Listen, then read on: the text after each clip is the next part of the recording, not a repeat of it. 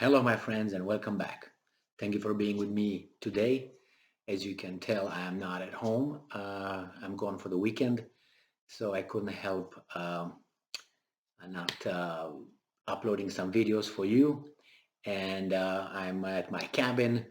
I will just start with this article that comes from Reuters from May 26, 2022 by Michelle Nichols. And the title is China and Russia veto US push for more UN sanctions on North Korea. So yeah, United States tried to push some more sanctions, and a US-led push to impose more United Nations sanctions on North Korea over its renewed ballistic missiles launches, publicly splitting the UN Security Council for the first time since it started pushing Pyongyang in 2006. The remaining 13 council members all voted in favor of the US drafted resolution that proposed banning tobacco and oil exports to North Korea, whose leader Kim Jong-un is a chain smoker. Like he's not going to be able to find cigarettes from somewhere else. This is unbelievable. And drafted a revolution for banning tobacco and oil exports. It would also have blacklisted the Lazarus hacking group, which the United States says is tied to North Korea.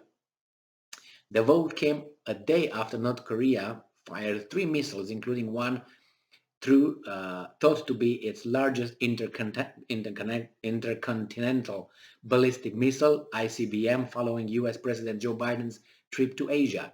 It was the latest in a string of ballistic missiles launches this year, which are banned by the Security Council.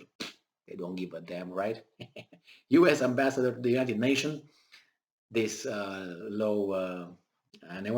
Linda Thomas Greenfield described the vote as a disappointing day for the council. Well, you can always agree on stuff, right? But in a democratic system, sometimes you agree, sometimes you disagree.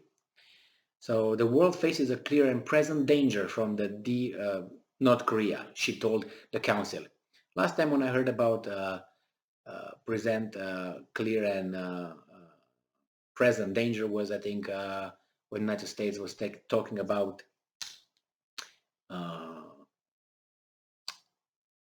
Iraq. Wasn't Iraq? They say, yeah, clear and present danger, so we should invade.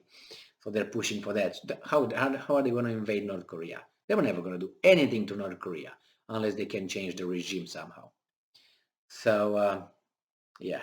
The council restraint and silence has not eliminated or even reduced the threat. If anything, North Korea has been emboldened. All right.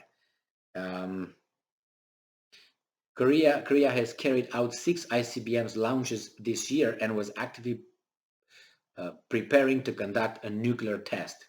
How many did they do during the former US president? Remind me.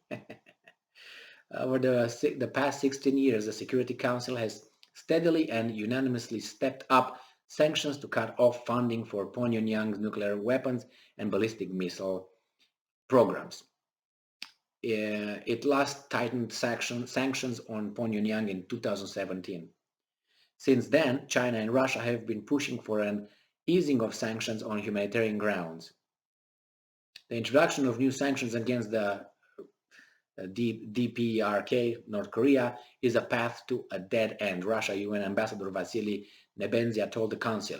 We have, and I'm quoting, we have stressed the ineffectiveness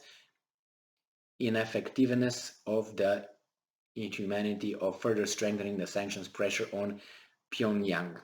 All right, China's UN Ambassador Zhang Jun said that additional sanctions against North Korea would not help and would only lead to more negative effects and escalations of confrontation.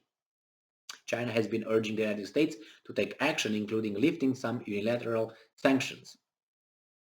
Well, right, the UN General Assembly will now discuss North Korea in the next 2 weeks under a new rule requiring the 193 member body to meet every time a veto is cast in the Security Council by one of the 5 permanent members: Russia, China, the United States, France, and Britain. So yeah, here we have then Russia and China veto the resolution for more sanctions.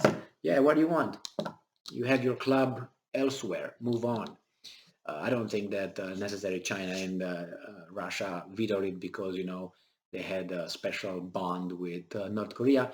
I think it's just a result and an answer, right, to the sanctions imposed on Russia, and they say, yeah, okay, you impose sanctions on everybody, and it's not going to fly. Well, what are they going to do? Nothing. Nothing. Well, that's it with this UN vote that fell down. Let's see what's going to be voted by the international community. What now? 193, 194 countries. We'll see. Thank you very much for being with me again today. Stay strong, stay smart, look for the truth, and be just.